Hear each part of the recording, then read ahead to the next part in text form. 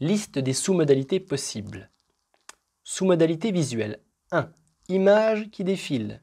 S'agit-il d'un film ou d'image fixe? 2. Couleur noir et blanc. Votre représentation mentale est-elle en couleur ou en noir et blanc? 3. Droite, gauche, centre. L'image est-elle sur la gauche, sur la droite ou au centre? 4. Haut, milieu, bas. L'image est-elle en haut, au milieu ou en bas? 5. Éclatante, sombre, noire. L'image est-elle éclatante, sombre ou noire? 6. Grandeur nature, plus grosse, plus petite. La représentation mentale est-elle grandeur nature, plus grosse ou plus petite? 7. Distance. À quelle distance de vous l'image se trouve-t-elle? 8. Rapide, moyenne, lente. La vitesse de l'image est-elle rapide, moyenne ou lente? 9. Perspective. L'image s'attache-t-elle à un élément en particulier? 10. L'image. Êtes-vous dans l'image ou la regardez-vous d'une certaine distance? 11. Cadre, panorama. L'image a-t-elle un cadre ou s'agit-il d'un panorama? 12. 2 ou 3 dimensions. L'image est-elle en 2 ou en 3 dimensions? 13. Couleur particulière. Y a-t-il une couleur qui vous impressionne plus que d'autres? 14. Angle de vision. Regardez-vous l'image d'en bas, d'en haut ou d'un autre angle? 15. Déclencheur particulier. Y a-t-il autre chose qui déclenche des sentiments intenses? Sous-modalité auditive. 1. Vous, les autres. Vous parlez-vous à vous-même ou entendez-vous quelque chose d'une autre personne? 2. Contenu. Que dites-vous ou entendez-vous précisément? 3. Façon de dire. Comment dites-vous ou entendez-vous les paroles? 4. Volume. Quel est le volume de la voix? 5. Tonalité. Quelle est la tonalité? 6. Rythme. Quel est le rythme des paroles? 7. Emplacement. D'où vient le son? 8. Harmonie, cacophonie. Le son est-il harmonieux ou cacophonique? 9. Régulier, irrégulier. Le son est-il régulier ou irrégulier? 10. Inflexion. Y a-t-il une inflexion dans la voix? 11. Mots particuliers. Certains mots sont-ils accentués? 12. Durée. Combien de temps le son dure-t-il? 13. Caractère exclusif. Qu'est-ce que le son a d'exclusif? 14. Déclencheur particulier. Y a-t-il autre chose qui déclenche des sentiments intenses? Sous-modalité kinesthésique. 1. Changement de température. Y a-t-il un changement de température, chaud ou froid? 2. Changement de texture. Y a-t-il un changement de texture, rugueux ou lisse? 3. Rigide, souple. Est-ce rigide ou souple?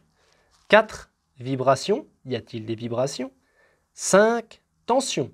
Y a-t-il une diminution ou une augmentation des tensions? 6.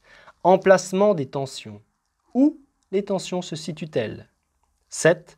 Tension, relaxation. Y a-t-il une augmentation des tensions ou au contraire relaxation? 8. Mouvement, direction, vitesse. Y a-t-il des mouvements? Le cas échéant, quelles sont la vitesse et la direction des mouvements? 9. Respiration. Quelle est la qualité de la respiration? Où commence-t-elle? Où finit-elle? 10. Poids. Est-ce lourd ou léger? 11. Régulier, intermittent. Les sentiments sont-ils réguliers ou intermittents? 12. Changement de taille, forme. Y a-t-il un changement de taille ou de forme? 13. Direction. Des sentiments vous envahissent-ils ou s'estompent-ils? 14. Déclencheur particulier. Y a-t-il autre chose qui déclenche des sensations intenses?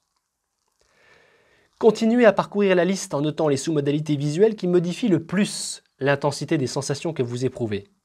Passez ensuite à la liste des sous-modalités auditives. En recréant mentalement la même expérience agréable, comment vous semble-t-elle? En augmentant le volume, le plaisir que vous éprouvez s'accroît-il également?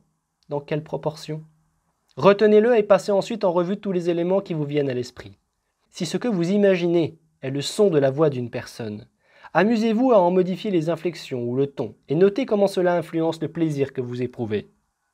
Si vous modifiez la qualité du son de manière qu'il soit non plus doux, mais rauque et râpeux, que se passe-t-il? N'oubliez pas de revenir aux sons tels qu'ils étaient sous leur forme initiale pour que leur qualité continue à vous procurer du plaisir.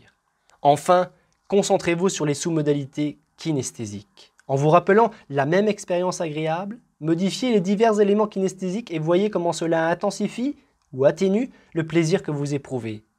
Est-ce qu'élever la température vous rend plus à l'aise ou est-ce que cela vous irrite? Concentrez-vous sur votre respiration. Comment respirez-vous? Modifiez la qualité de vos respirations de manière à ce qu'elles soient non plus rapides et superficielles, mais longues et profondes. Et relevez comment cela influence la qualité de votre essai. Sentez la différence que cela fait et notez-le. Qu'en est-il de la texture de l'image? Amusez-vous à la transformer. Rendez-la non plus douce et moelleuse, mais humide et suintante, puis collante, poisseuse. Lorsque vous passez tous ces changements, comment vous sentez-vous physiquement? Notez-le. Lorsque vous avez terminé vos essais sur toutes les sous-modalités figurant sur la liste, relisez à nouveau et ajustez vos sensations jusqu'à ce que vous fassiez surgir l'image la plus agréable. Rendez cette image aussi réelle que possible. En faisant cet exercice, vous constaterez rapidement que, pour vous, certaines sous-modalités sont beaucoup plus fortes que d'autres. Nous sommes tous des êtres uniques et nous avons tous nos propres façons de nous représenter des expériences. En fait, vous venez de vous tracer un plan qui représente la configuration des circuits de votre cerveau. Gardez ce plan et utilisez-le. Il vous sera sûrement utile un jour, peut-être aujourd'hui même. En sachant quelles sont les sous-modalités qui déclenchent vos émotions, vous découvrirez comment intensifier vos émotions positives et atténuer vos émotions négatives. Ainsi, si vous savez que grossir une image, la rapprocher et lui donner beaucoup de luminosité intensifie considérablement ce que vous ressentez, vous pouvez vous motiver à faire quelque chose. Vous pouvez modifier l'image par laquelle vous vous représentez cette chose pour qu'elle réponde à ces critères. Vous saurez aussi que vous ne devez pas vous représenter vos problèmes par des images grossies, rapprochées et éclairées de manière trop éclatante, car vous intensifierez alors vos émotions négatives. Vous saurez comment vous sortir instantanément d'un état d'esprit limitatif pour passer à un état d'esprit dynamisant. Vous serez ainsi mieux préparé pour continuer votre chemin sur la voie du pouvoir personnel. Pour relever des défis, il est primordial que vous preniez conscience du rôle important que jouent les sous-modalités dans votre expérience de la vie. Vos sentiments de confusion ou d'équilibre sont, par exemple, une question de sous-modalité.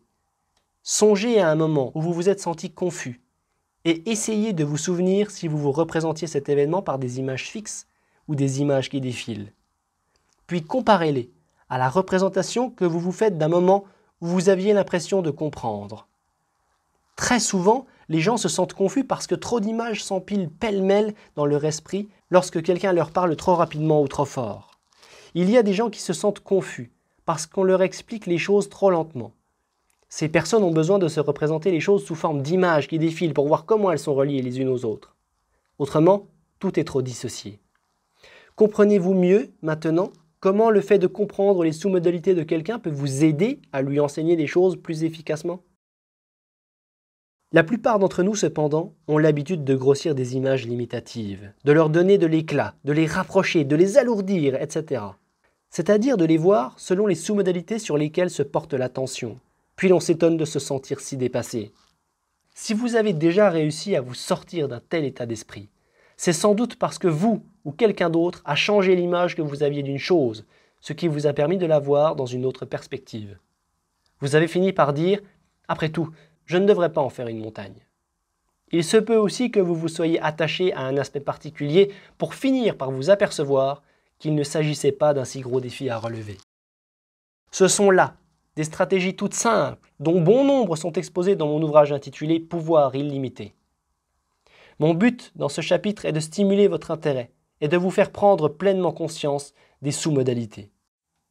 Changez vos états d'esprit et vous changerez votre vie. Maintenant, vous savez modifier votre état d'esprit de nombreuses façons qui sont très simples. Vous pouvez changer votre physiologie immédiatement en modifiant simplement votre respiration. Vous pouvez changer votre perspective en décidant sur quoi vous concentrez, l'ordre des choses sur lesquelles vous concentrez ou la façon dont vous devez vous y prendre. Vous pouvez changer vos sous-modalités. Si vous avez tendance à vous concentrer sur le pire qui puisse arriver, vous n'aurez plus d'excuses si vous continuez à le faire. Commencez dès maintenant à vous concentrer sur ce qui peut arriver de mieux. La clé du bonheur consiste à disposer de nombreux moyens pour diriger sa vie et en faire un art. Le problème de la plupart des gens est qu'ils ne disposent que de quelques moyens pour modifier leur état d'esprit. Ils mangent trop, boivent trop, dorment trop, achètent trop, fument ou prennent des médicaments. Or, ces moyens ne sont pas dynamisants. Au contraire, ils peuvent tous avoir des conséquences désastreuses et même tragiques. Pire, bon nombre de ces conséquences sont cumulatives, de sorte que nous n'en voyons pas le danger avant qu'il ne soit trop tard. C'est ce qui est arrivé à Elvis Presley, et c'est malheureusement ce qui arrive tous les jours à de nombreuses personnes. Imaginez une pauvre grenouille qui meurt à petit feu dans une casserole d'eau que l'on réchauffe lentement. Si cette grenouille était tombée dans un récipient d'eau bouillante, sous l'effet de la chaleur, elle aurait immédiatement sauté par-dessus. En remarquant à peine l'eau se réchauffer, elle ne s'apercevra pas du danger avant qu'il ne soit trop tard. Vous alliez à la catastrophe lorsque vous ne contrôlez pas vos états d'esprit, car, dans un pareil cas, vous ne pouvez pas contrôler votre comportement. Si vous devez faire certaines choses, mais que vous n'arrivez pas à trouver la motivation nécessaire, reconnaissez que vous n'êtes pas dans l'état d'esprit voulu. Il ne s'agit pas là d'une excuse, mais d'un ordre. C'est un ordre de prendre les mesures qui s'imposent pour modifier votre état d'esprit, qu'il s'agisse de modifier votre physiologie ou votre perspective. Une fois, je me suis mis dans un état de tension pour écrire ce livre-ci. Rien d'étonnant que j'ai eu l'impression que c'était une tâche impossible. J'ai donc dû trouver un moyen de changer d'état d'esprit. Autrement, vous ne seriez pas en train de le lire. Il fallait que je me mette dans un état d'esprit créatif, enthousiaste.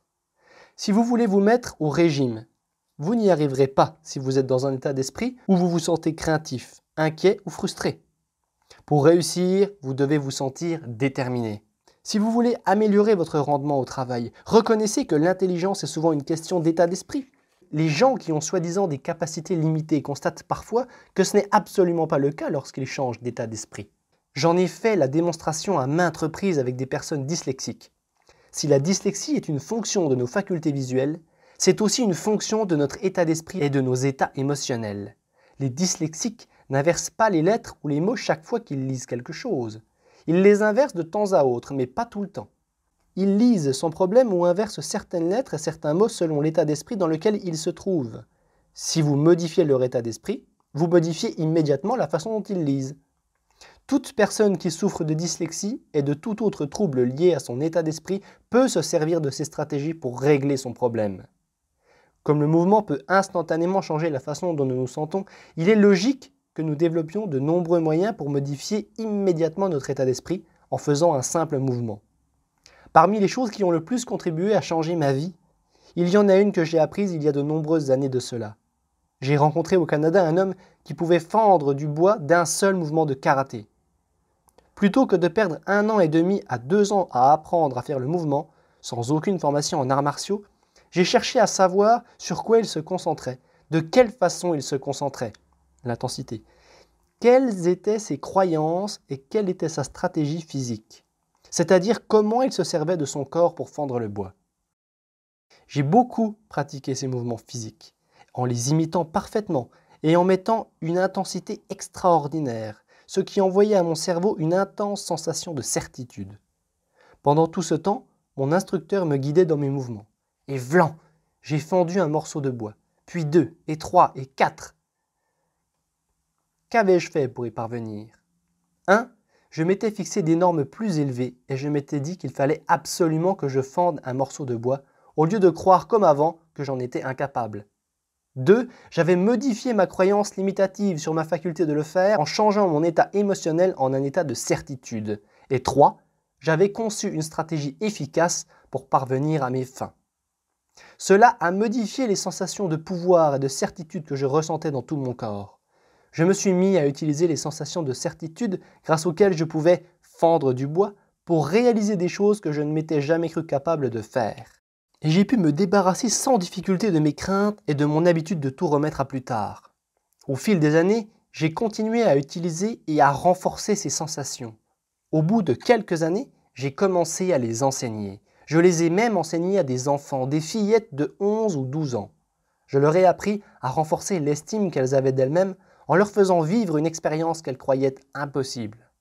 En fin de compte, j'ai intégré l'enseignement de ces sensations dans les séminaires sur les pouvoirs illimités que des conseillers accrédités et franchisés donnent dans le monde entier. En moins de 30 minutes, ces conseillers enseignent aux participants comment surmonter leurs craintes et éliminer tout ce qui les arrête et les empêche de s'épanouir pleinement.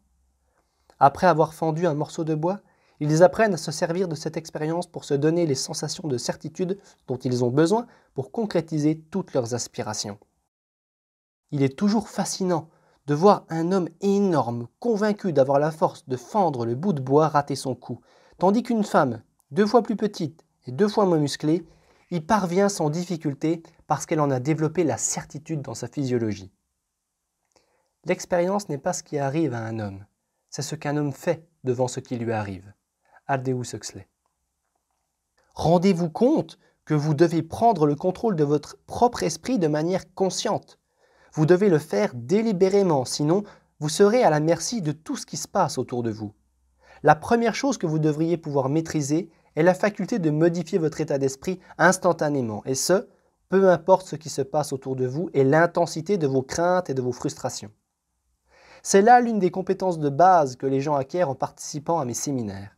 Ils apprennent à modifier rapidement leur état d'esprit, c'est-à-dire à cesser d'avoir peur et de croire qu'ils sont incapables de faire quelque chose. Ils apprennent également à se convaincre qu'ils sont capables et qu'ils peuvent prendre des mesures efficaces pour y parvenir. En vivant des expériences qui vous font changer rapidement, vous développerez énormément de force, ce que vous ne pourrez pleinement apprécier qu'une fois que vous l'aurez essayé.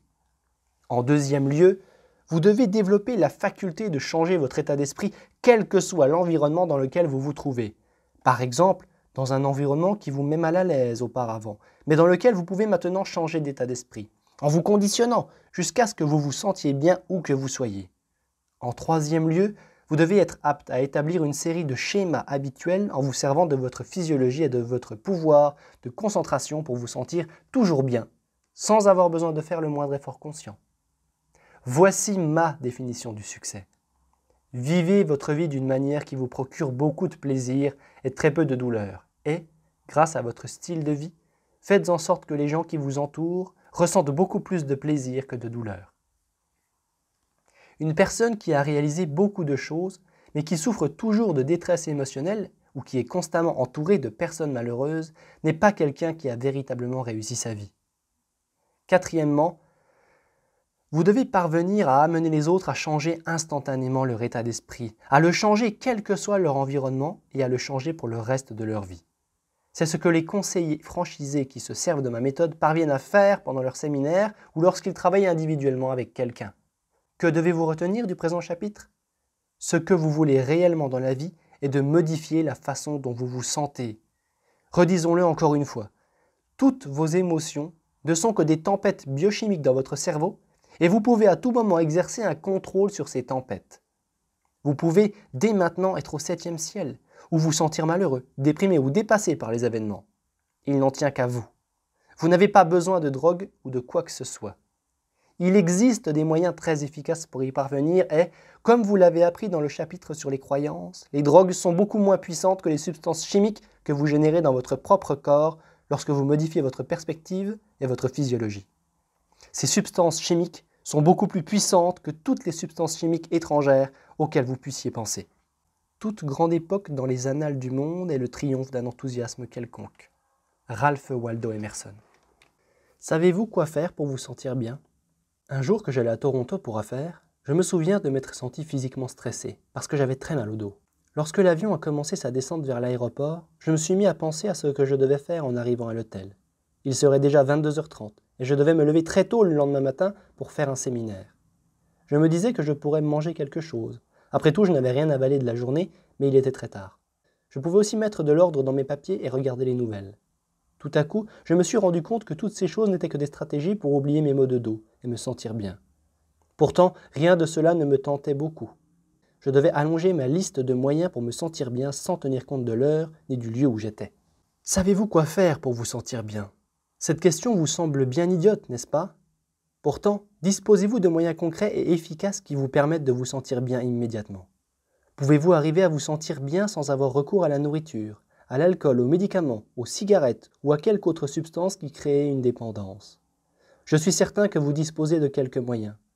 Mais complétons cette liste. Identifions dès maintenant quelques-uns des choix positifs que vous pouvez faire pour vous sentir bien. Asseyez-vous et dressez immédiatement une liste des choses que vous faites généralement pour modifier la façon dont vous vous sentez. Et puisque vous y êtes, pourquoi n'ajoutez-vous pas quelques nouveaux éléments que vous n'avez pas encore essayés, mais qui pourraient modifier de manière certaine votre état d'esprit? Ne vous arrêtez pas avant d'avoir noté au moins 15 moyens de vous sentir bien instantanément. Idéalement, vous en noterez 25. C'est d'ailleurs un exercice que vous voudrez peut-être refaire, jusqu'à ce que vous ayez noté des centaines de moyens. Liste des moyens de changer la façon dont je me sens pour me sentir bien instantanément. Lorsque j'ai dressé ma propre liste, j'ai découvert que faire de la musique est l'un des moyens les plus efficaces de changer rapidement la façon de se sentir. La lecture est un autre moyen qui me permet de bien me sentir instantanément, car c'est une activité qui me force à me concentrer sur autre chose, et j'aime apprendre. J'aime particulièrement lire des choses instructives, des choses que je peux immédiatement appliquer. Changer les mouvements de mon corps constitue aussi un moyen dont je peux me servir instantanément pour me sortir d'un état limitatif et passer à un état plus dynamisant. Faire de l'exercice en écoutant de la musique, sauter sur un trampoline, courir 8 km ou faire des longueurs dans une piscine. Voici quelques autres moyens que je juge efficaces. Danser, chanter en écoutant mon disque préféré, regarder une comédie, assister à un concert, écouter des cassettes instructives, me relaxer dans le jacuzzi, prendre un bain chaud, faire l'amour avec ma femme, prendre un repas en famille au cours duquel nous discutons de ce qui compte le plus pour nous, serrer et embrasser mes enfants, serrer et embrasser Becky, aller avec Becky voir un film qui nous émeut jusqu'aux larmes, créer un nouveau projet, une nouvelle entreprise, un nouveau concept, perfectionner ou améliorer quelque chose qui m'occupe présentement, créer quelque chose, raconter des blagues à des amis, faire n'importe quoi qui me donne l'impression que j'apporte ma contribution au reste du monde, faire un séminaire, plus particulièrement un séminaire de grande envergure, l'une de mes sous-modalités préférées. Rafraîchir mes souvenirs en relatant avec réalisme dans mon journal une expérience merveilleuse que j'ai vécue récemment ou il y a longtemps. Si vous n'avez pas de plan pour éprouver du plaisir, vous éprouverez de la douleur. Le secret ici est de dresser une très longue liste de moyens pour vous sentir bien. Ainsi, vous n'aurez pas besoin de recourir à des moyens destructeurs. Si vous associez la douleur à des habitudes destructrices et de plus en plus de plaisir à tous les moyens qui figurent sur votre liste et qui vous donnent plus de force, vous découvrirez que ces moyens sont presque toujours à votre portée. Faites de cette liste une réalité. Faites-vous un plan pour éprouver du plaisir tous les jours. Ne comptez pas vous sentir bien comme par magie. Planifiez de vous sentir bien. Faites de la place au plaisir. Nous parlons ici de conditionner votre système nerveux, votre corps et votre esprit pour qu'ils cherchent constamment à voir comment tout ce qu'il y a dans votre vie vous fait du bien.